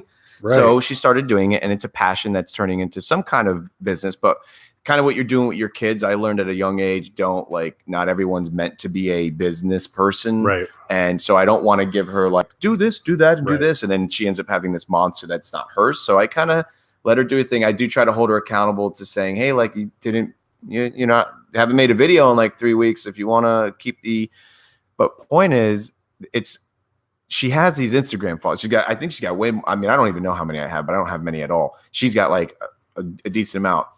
But I guess there's this Instagram more where the people will friend you or whatever, follow you, and then they unfollow you. Yep. So what they do is they wait for you to follow. Yeah. And then they'll unfollow you. But there's like programs and stuff people use. It's all, she said she's her and her immediate like little oil girls or whatever you want to call them. They've talked about this before, and I guess and I see it too. It's weird. I'll get like a follower or two. I don't get more than like one or two, if that, even like in a week. So it's not like I wake up to 1,000, but I get, and it be like this drop dead gorgeous model. I'm like, there's no way. And then like I click on the account and it's just like this perfect image of this. And I'm like, there's no way this broad just followed me. And it is. It's like, I think it's just some kind of robotic. Right. And then it's funny. I don't go back and follow most of everyone. If it's like a friend or something, but I don't just go back and follow automatically. And I think that's what they're hoping for. Mm-hmm. Like, oh, look at this beautiful person. Yeah. And then I've seen too, like, and maybe some of it's genuine, or like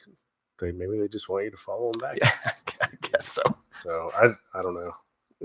The social media world is I get a lot of people that say like, oh, it's great. Like if you do it and you have a business line that offers it, it's great. But that world is just so deep. And my goal is just get you out there on it. I don't like to try to like come up with what to put out. I'm more of just send me some videos, send me imagery of what you are, who you are, what you're working on, and the intimacy of the company. But when it comes to the overall like branding aspect, man, it's so.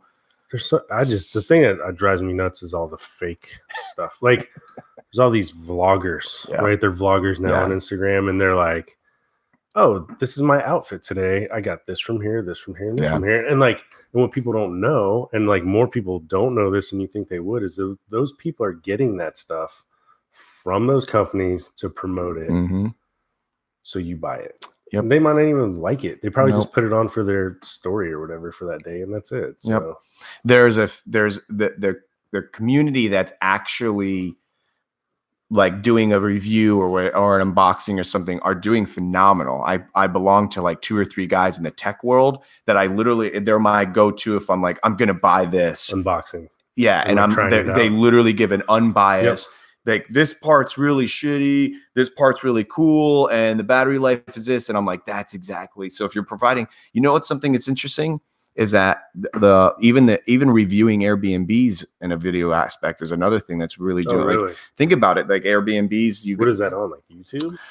That's the problem. It's like getting it out there because it's got to be something. So here's like an Elon Musk helping note. Like it's an idea and a concept that I have. I just don't have the patience. I don't have the time to invest. I'm not really a video guy, but if somebody put the time and the effort into like capturing the video of these Airbnbs, they're probably working on it, I would imagine, because it's nothing. This isn't profound. Right. It should have it, but they don't have it. So like if you're going to stay at an Airbnb, you have a review, but you don't have a video. Like, come on now. Like even you're buying a house, like there's these. It's not that new concept.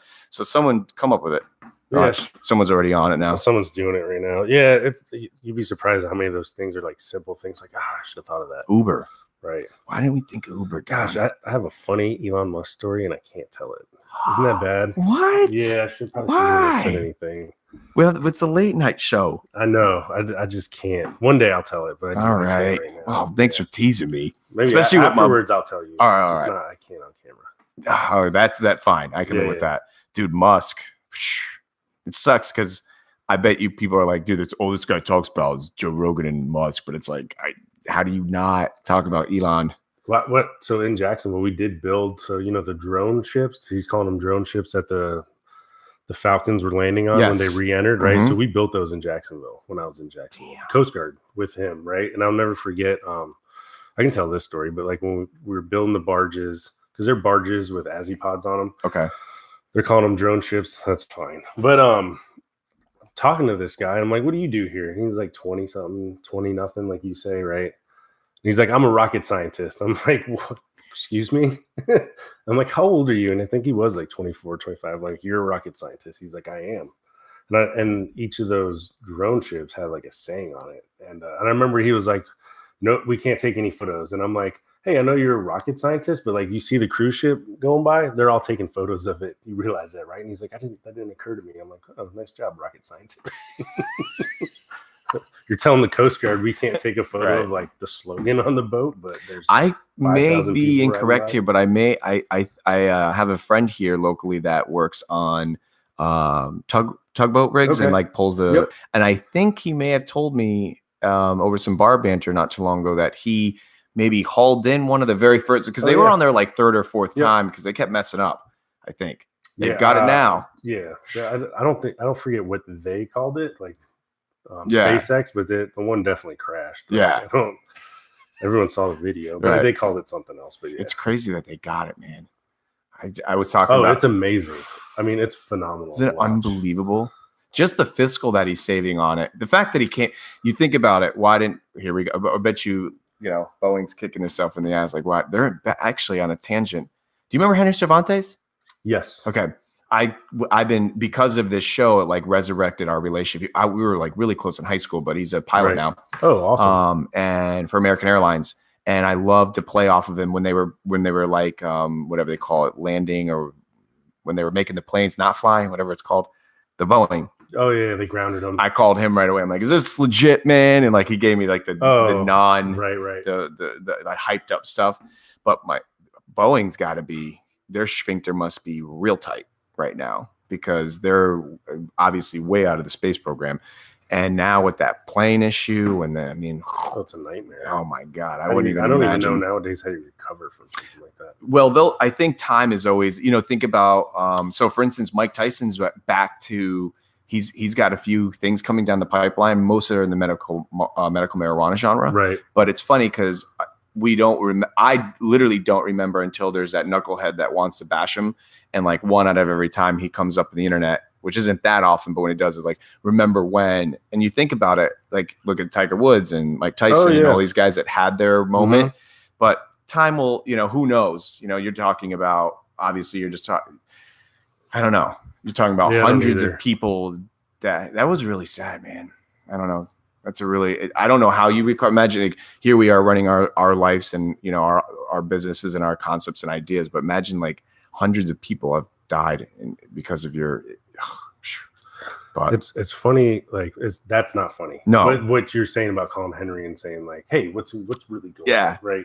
Like, and now in day and age, like now, when they landed the Falcon on the drone ship, like I was ready for people to be like, it's fake, like everything else today, like it's fake, and I'm like, yes, like when does it end? Like, have you ever been in a room with a flat earther before? One of little Donnie's friends was like doing it to provoke. Yeah, and I wouldn't. I've been in a room with a flat earther, like legit one, 100%. I'm no scientist, so like that's one of those things where like I don't believe that it's flat, but I'm not a scientist and I don't know all the scientific facts about it, so I'm not going to argue with you about it. Like if you want to go off on a tangent I was listening to them argue it. I had so much fun. I don't get into those. I really don't. Like I don't get into a documentary, right? Yeah. Oh my God, you can Google Netflix flat Earth. There's it's a religion basically, man. People take this for real. I mean, this is the Earth to them, man. Like this is it. And you listen. I'll be honest with you. If you listen to some of this stuff, like you said, like it's past my pay grade. Like I don't know what's going on. So like they use big terms. It's so cool, and you start hearing chugga chugga chugga, and you're like, okay, cool. Of course, I wake up and I remember it's from what I see, but of course it could be. But no, there's a big Rogan loves that kind of stuff when he has like the Eddie Bravos on and it gets pretty. But are you a believer in they land on the moon, or do you not get in that one? Like I believe that you wouldn't want to say that to Buzz Aldrin's face because I've seen that clip. But yeah, like who are you to tell this man that did this amazing feat that it was fake? Yeah. And you have no basis for it being fake, except for like conspiracy videos, I guess, on YouTube, which there's thousands of them for everything. Well, like you said, I can hear someone. I can see the website now for the Falcon Next didn't land. Right. So and that's like someone telling me that it doesn't exist, and I'm like, well, no, actually, it does. And you're not going to believe me, so I'm not going to argue with you. Right. I think in those instances, it's okay to you don't have to tell like people they're stupid to their face, but it's okay for you to let them know. Yeah. Well, I think there's a huge audience of people online that just find they find joy in being a troll, man. Oh, yeah. You know, like even if they know it's not, you know, and like you saying about, you know, how, or no, I think it was Matt talking about how Facebook and the anonymous factor being able to create, you know, when Facebook first came out for us, we are millennials, huh? Yeah.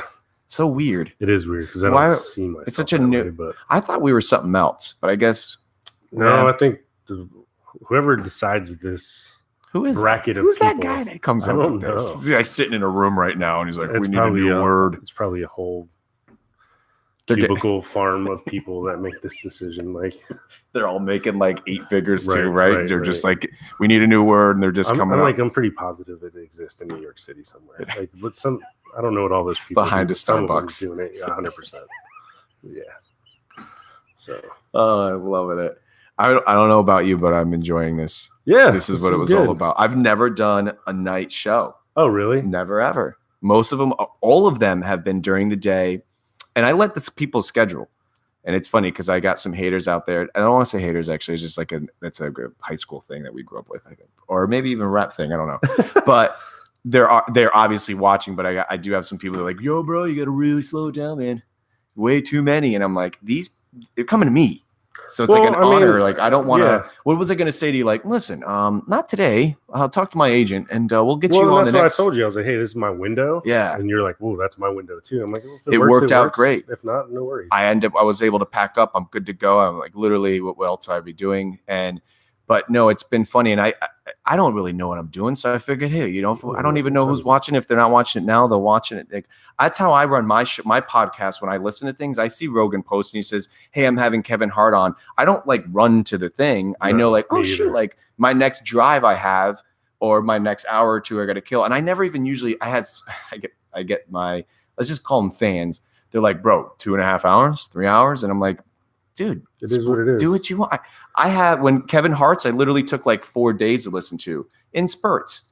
And if it's captivating to you and it was resourceful and beneficial, so be it. If not, well, and I don't know who has time to be like, Joe Rogan's releasing his podcast at 1300. I will be there. I don't know those people that have the time to be like, hey, it's coming on. I never expect anybody to be watching this live ever. And that's why I don't, if you notice, I'm watching the little button at the bottom. Right. I don't do the comments. And I love, as soon as we get done and it's fun to look at, and I try to comment and respond to everybody that did. But I don't, I understand people it's Friday night. Right, people out getting. Right. What about books? Are you into books? Yeah, I'm reading a book right now, I believe by an author named Sarah King, and it's called You Do You. I think Lucia just downloaded the audiobook of that. Yeah, I'm enjoying it. Pretty good. It's my opinion is she tries to be a little too rough to be like to get your attention. A little like, you know what I mean? Like a little more rough, but it's pretty cool to read a book that I don't think I've read a book that's been written like yesterday. It's like really new. Right. So it's cool to hear her use a lot of like anecdotal stuff that like applies to like the now. But I'm not that big of a reader, but I like a small short because I guess it would have like a ADD to where like I want to kind of get it done. And if it turns big and I'm like, God, this has been like right. But what are you reading? You got any? I read. So I don't watch TV. Like if like there's sports on I want to watch, right? Right. Maybe you're similar. Like soccer's on, you want to watch. All day. So like if Gator football or basketball's on, I'm watching it. You're not a TV. You're not like a Game of Thrones guy. No, not at all. Like I'll read books, but then I'm kind of a freak where I'll read like 3 or 4 books at once. Like I'll just be like, oh, this one's interesting, and then I'll skip to another one. But audiobooks have been really good. My buddy Chris Fisher, he's in the Coast Guard, kind of put me on the audiobooks. They're pretty good to just pop into. There's one, David Goggins. I don't know if you've heard of him. Sounds familiar. He's like a motivational speaker, ex-Navy SEAL. His book is I think he may have been on Rogan. He's been on Rogan. I think I saw his show. He's a little rough around the edges. Yeah, but that's okay. Military guy. But his audio book is amazing. Yeah. So like he's actually reading it too. Well, so someone else is reading it. Okay. But they're like in between chapters, David Goggins comes on there and they do like this podcast where they talk about the chapters. So it's really good. That's pretty dope. Yeah, because you get the context of behind what's going on in the book. And it's like a motivational book, but it's also his background and his story. And he's got a phenomenal story. I really like him. I recommend it 100%. He's a freak of nature though. He may be one of the SEALs he had on. Rogan plays this clip and it may have been him. And it's like a clip of him basically saying, having a bad day, screw you. do something. Like he's like It really, probably is him. I think it's him. But He's he did like 30 ultras in a row, like 100-mile races. Yeah. Like he's to the a point. machine. Yeah. He's no second place. No. Mm-mm. But so he was it like a autobiography kind of thing? Okay. It is. It's really good. So I like, well, I guess this goes without asking them, but I've never read a fictional book except out of school. And I never really read those anyways. I just probably don't like fiction. Really? Yeah. I like to read stuff that's real. And if it's, I guess like even this book with the Sarah King lady, I guess it's kind of self-help, which I don't really, she wrote 2 ones before this. And they were like self-helpers. And I guess because because I still have a little bit of pride in me, I'm like, I don't need no self-help. And I don't like when I've found my Zen. So I don't necessarily, the one I'm reading now is more like, don't worry if people don't like you now. Yeah. Because as long as you're happy, and as obviously I'm not hurting people, but this book is it's pertaining to me in my situation in life now, where I know that saying no, thank you is like was always hard for me. Right. And in the last handful of years, I've come to a place where I'm just polite and just say no, thank you. Sure. Not that people like it at all. Oh, no. And trust me, I don't like hearing it. I had my first no thank you to the show. It was really? It was like an uppercut. I had a no thank you and a defriend. Sucked. And it was a chick. So I don't mind saying, I told my wife about it. I think, well, you never know what someone's going through. Right. But I think she thought I was trying to like make a move or something, which is weird because I'm pretty open guy. And the way I delivered it wasn't like, yo, baby, you look good. Come on the show. It was very. Right. No, and I think if you watch the show, that's not what it's I guess she did. She must have definitely not seen it because it would have been like, are you kidding me? But yeah. But once again, it's good to be reminded that you suck sometimes. Not 100%. Everyone likes you. So I was going to say this earlier, like I'm super competitive, and my buddy Mark Montmerlo, like he's huge into CrossFit. Like this guy goes every day and on Saturdays, and now he just became an instructor. Right? He's an amazing Coast Guard person. He was my boss in Jax. He's a wonderful person, but he'd always be like, Don, come to CrossFit. Don, come. I'm not going to CrossFit. And I never really told him why. And it's because like I'm so competitive, and it's a great workout, right? Like you can't knock it. I will kill myself. Like I cannot stand someone doing better than me or more than me. So like I remember the first half marathon I ran was up in Virginia, like this at William and Mary, and the last quarter mile is a track. That's how you finish the race. I was dying, and I just remember sprinting on the track like an idiot. Like I couldn't even stand, walk, talk. I couldn't even drink a beer like everybody else was because I was dying. Just seeing people ahead of me was killing. So that's like CrossFit it's off. It's a no-go. I got into that scene for a minute. Yeah. And I didn't walk for a minute too. Right. Chiropractors love CrossFitters. Oh, I'm sure. Because it's just, I remember when I was doing CrossFit probably now, everything's 5 years ago, but it's even longer than that. I got in that scene. I was the same way. Like, what's the WOD today? And you're like, all right, here we go. And then like the guy's like, the guy's already on his like 4th WOD, and you're on your 2nd, and you're like, this. And there goes your form, and there goes. Right. And you're kipping in your, God. I remember the first one I ever went to was, mine was, he was going to be an AST. So like, I don't know if you ever saw the movie with Ashton Kutcher where he's in the Coast Guard and I think I was told swimmer. Not to watch that. Yeah, it's not accurate. Yeah. But he's a rescue swimmer. Okay. So we have guys that jump out of helicopters and swim to boats and get the people off and then swim them to the basket. So the helos hoisting the basket down, and these guys put the people. It's from a physical, mental standpoint, it's probably the hardest job, I would say, right? Like one of the hardest jobs, and the attrition rate is outrageous. But so one of my buddies, he's like, hey, come to this workout with me. I'm like, all right, let's go. So, and he's a jack dude. And he's like, hey, we're going to do clean and jerks. Just do 135. I'm like, what do you mean only do 135? He's like, just listen to me and just do 135. Right. And I'm like, okay. So then a half an hour later of doing 135, I'm like, thank you, Jesus. Like I was ready to put, my max on. That was your first time ever doing it? First time. Yeah, you don't realize that it's going to be an hour of the same thing. Yeah, he's like, it's not a test of strength. Like they don't care how heavy you can go. It's like the form and just getting the reps. So yeah, I blew my back out doing the rowing thing. Yep. I was trying to kill the guy next to me, and it was a friend of mine. And dude, I think I still have to be really careful because of blowing my back out from that. Like the rowing machine? Yeah. Oh, okay. Yeah. So my dad's brother, he does we used to do Ironmans, and he still rides his bike 100 miles on Saturdays and all this stuff. And like so I have a rower at the house, and so he's probably 50, 55, and he's always like did 5,000 meters in 20 minutes, and I'm like, this. So then I have to get on there and kill myself on a Saturday morning, like I did it too. And he's like, well, I'm 20 years older than you. Like, that's great. Got me. Yeah, I had a guy on the show. All I know about him is a man named Paul. I saw that one. It was after I forget who it was. After Carla. Yeah. It was her friend. Right. Dude, he ran, I forget the name, but he ran one of the like hardest runs in the whole world, and it was in Saudi Arabia or something. And his story was like, what? That's crazy. And then he came home and ran the London Marathon as a character. And he was just a guy's on another level. Like, I was like, God bless. Those people trip me out. At marathons and half marathons that are like in costumes or barefoot. Like you gotta be, you know. Oh, it's like pure mental at that point. But all right, well, I guess it's up to you, man. I told you I'm on. Let's see what we got, by the way, just for giggles. You like your little show here? Oh, the surfing? Yeah, I saw some Coast Guard boats and helos in the background too. It's pretty cool. I like little two. But no, I think we did good. Yeah. What is this? I don't know what that is. That's crazy. We've been flagged. Sort of art. I don't know what that is. Well, look, let's do this too. For anybody you don't have anything really to plug or nothing. No, just me. It's just you. So I think so you remember Coach Siebold? Yeah.